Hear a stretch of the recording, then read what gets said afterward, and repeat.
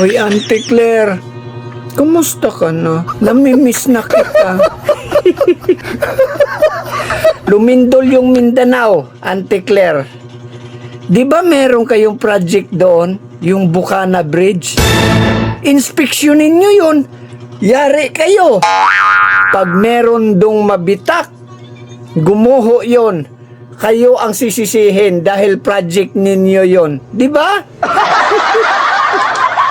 So ano naman ngayon ang inyong mga assessment diyan sa lindol sa Mindanao? Sino bang may kagagawan yan?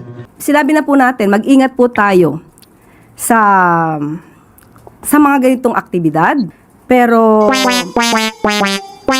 huwag nating hayaan maghasik ang kadiliman dito sa ating pamahalaan. Kailangan po tayo magtrabaho at ilabanan din po natin ang mga kampon ng kadiliman.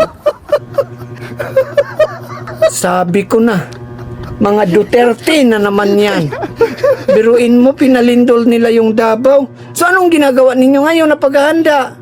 Sa ngayon na hindi ko masasabi. Ayokong pangunahan po ang pag-uutos ng Pangulo. Pero i-update po natin. Of course, definitely nga nagmamonitor ang Pangulo dyan. Titignan po natin at i-update po namin kayo sa iba pang mga utos ng Pangulo. Tama, Auntie Claire. Kasuhan ninyo yung mga Duterte dahil maraming nasira na infrastruktura dahil sa pinalindol nila.